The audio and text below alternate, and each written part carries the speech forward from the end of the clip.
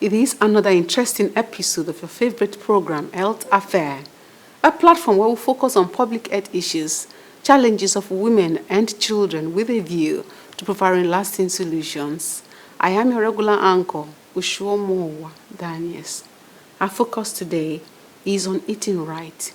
Please don't go away. We'll be right back after the news segment. And now we found out that men in Nigeria, the average life expectancy is about 59 years, 7 months, unlike our counterparts in the Western world who have 75, 76 years life expectancy, and that is completely unacceptable. Men are affected more by heart-related diseases than women. Okay, so we found out in some instances that that men, in fact, in a lot of instances, that men tend to die earlier, are affected more by heart-related diseases like hypertension, heart failure, heart attack, chronic kidney disease. And also, there is a huge burden of mental stress on men. Also, you know that prostate cancer is the commonest cancer in men, and we felt that it's good that we bring our men up here to be able to discuss, give them knowledge, to be able to close that knowledge gap, and at the same time, expose them to be able to get assessment. And that's what also necessitated the free prostate scan that we were able to put together. Just as you are advocating for female screening for breast cancer, it's also similar to what they're having in men, because breast cancer is also a very common cancer in men. And if it's detected early, the outcome is usually good. And that's why we're advocating for screening. Because when you do screening, you'll be able to identify the people that are at risk of breast cancer, and they can see the doctor for proper evaluation for early detection. We can also advocate for the government to also take special interest in creating awareness for prostate cancer, so that we can have reduction in the burden of prostate cancer. As you are stressing around to provide for your family, you must make sure that you look after your physical health, you look after your mental health. When we do all of these things, we can increase longevity, even when we recognize that some of these traditional roles are not probably likely to change. I work for USAID funded Breakthrough Action Nigerian project, and I'm asking you to watch Health Affair because it is an authentic platform for health information.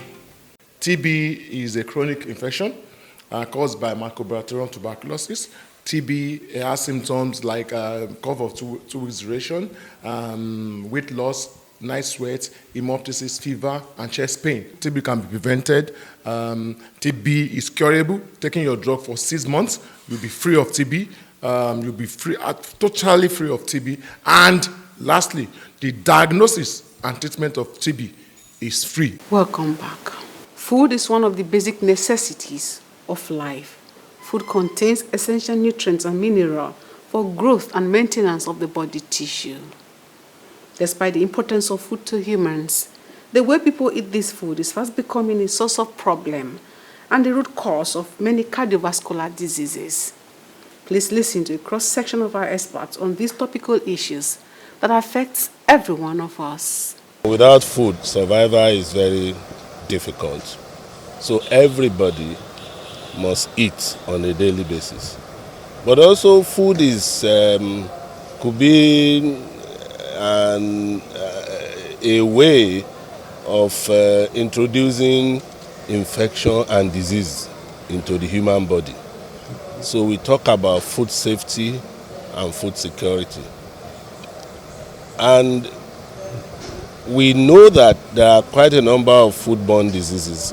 Some of the diseases that are ravaging Nigeria and are leading causes of death also come from the food we eat. Maybe not directly the food itself, but contaminated food that we eat. And we believe that we need to look at that direction to reduce illness due to food contamination and also death due to food contamination. Vibrio cholerae, you all know the rice water stool, because they have taken maybe food contaminated with feces. That's one very common one. Then another common one is salmonella. I spoke about how I did one study in Ojo local government like 15 years ago. We were screening some food handlers for salmonella typhi, and 6% of them, that is 6 out of the 100, were positive for Salmonella typhi, and they are carriers. They don't, the other speaker, Dr. Ladele, explained about typhoid Mary. They don't come down with those symptoms. So, but people that don't have them, when they get to those people, they transfer it. And the other person can actually come down with Salmonella typhi and develop typhoid fever, which can lead to complications. It's key. Food is central to our living. Everybody eats several times a day. So if we are doing it right, then we are doing the right thing. But if we are doing food wrong, then we are putting ourselves at risk every day. Food can save life, but food can also cause disease and death. So for our food handlers today, for me, the most important message is that of washing your hands, hygiene. If nothing else today, if you learn nothing else today, learn that one and practice that one of repeatedly washing your hands. Our diet and nutrition. So when we're talking about diet and nutrition, we're talking about our choice of food. What would help us to overcome and beat this chronic disease is to take foods that are principally whole in nature. So we talk about predominantly whole grains, whole fruits, whole nuts and seeds, as well as whole tubers, whole vegetables, instead of going through the processing that removes the goodness like fiber and the nutrients that we need from the food. So that's what D stands for. And also we promote less of processed meals, things that come in packages, things that come in cans. We try to discourage that and encourage people to cook their food at home. So we're talking about foods coming directly from your farm to your kitchen or from your garden to your kitchen instead of taking it off a shelf. We also talk about reduction of meats, what we call red meat, because red meat has been linked to a lot of chronic disease. And studies have shown us that if you are able to stay away from red meat, the fact is that you are going to have a reduced risk of developing chronic diseases like type 2 diabetes, coronary heart disease, and even some cancers. About 76 million Nigerians, reported to have hypertension. That's about 4 in every 10, and that's quite on the high side. And we know that many of these non-communicable diseases are related to what we do, what we eat, and what we drink. Our destiny is our own hand. By the time you have the knowledge, you know that you can control what you eat, and you also can control what you drink. And also know, once you have the knowledge that you need to take food that is low in cholesterol, you need to take food that is rich in vitamin, you need to take care of your health. And one of the ways to take care of your health is to actually regulate. Like many of us know that you really, whether you are poor, whether you are rich, everybody have access to salt. Do you understand? So what we are saying is that the effect of high consumption of salt on cardiovascular health. So those are the things that we are talking about. That if people have the knowledge, they will be able to have control over what they eat, and also definitely is going to have an effect on their health. A diet is central to controlling and prevention of heart disease, and we are more interested in healthy diet for Nigerians. How the individuals will go for healthy diet, how the consumers will go for healthy diet, how the manufacturers, and also the policy that the country are going to bring out to be able to favor people to have healthy diets. Of course, you are familiar with alcohol being very dangerous to the heart. You are familiar with salt. You are also familiar with the intake of too much sugar, which are also very dangerous to the heart. Too much of beverage like sugar damages the blood vessels, and because damaging the blood vessels increases the blood pressure, affects the circulations of the heart, and can also lead to diabetes, which damages the blood vessel directly. So this is the reason why we're looking at even the beverages, when taken to much high content, can lead to high blood pressure. We want every individual to be fully aware. We want the population to have a better Nigerians with good health. We want our children, especially the ones that are growing up, to also know that they need to live healthy.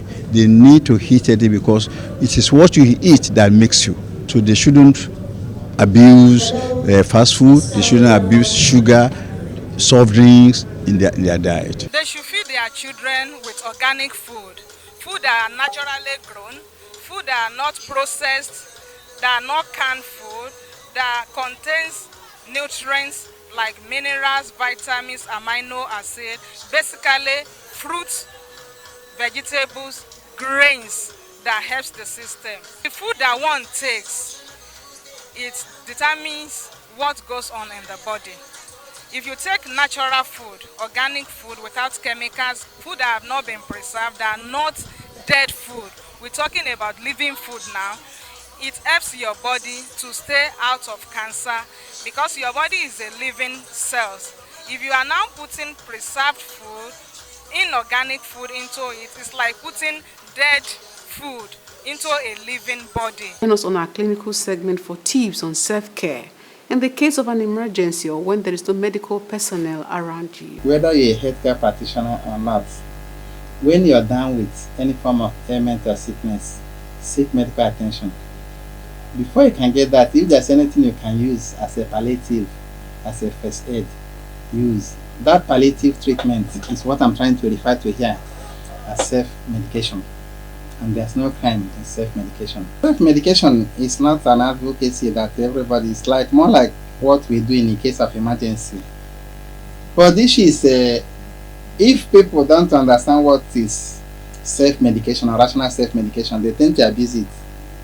And at the end of the day, we end up creating more problems than what we are trying to solve. My message is this: no field of medicine should feel threatened by the existence of the other. You can use either orthodox or natural medicine as self-medication. A child was having convulsion, they rushed the child everywhere, blah blah blah, got the baby, oh, the woman was crying out. In fact, the whole place, they littered it.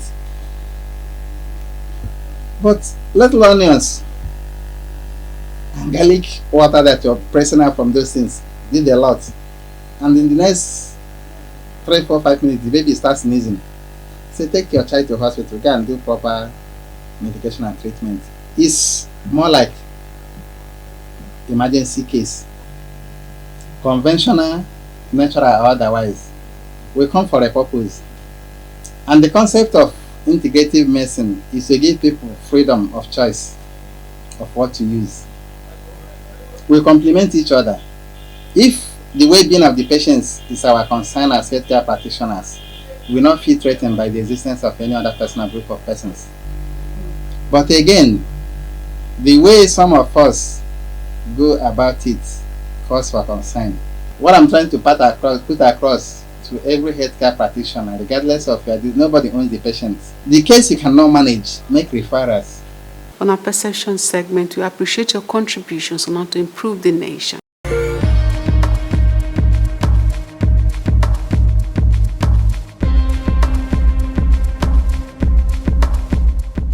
Patriarchy is one of the key problems across board in Nigeria. And unless we start to reorient ourselves and decide that let's choose the best to deliver Nigeria, not necessarily look at we want the males to deliver Nigeria, we want the females to deliver Nigeria, but let it be a decision that we will choose the best in every circumstance to lead, to guide in everything we do across board in our nation. That is the only time that our nation can truly forge forward. As in, you're in a situation where you have the most intelligent person in a particular expertise, but then because she's female, she doesn't get chosen to do the job. What do you think will happen? Will the country get the best benefit from that position? Obviously not. As Nigerians, we need to move away from the tradition that it's a man's world. We need to move to the tradition of the best and equity. This is how we wrap it up today. Please join us same time next week for another interesting edition of the program. And please advertise your health product and services on the platform. I remain yours truly, Oshuomowa Daniels. Please keep staying safe.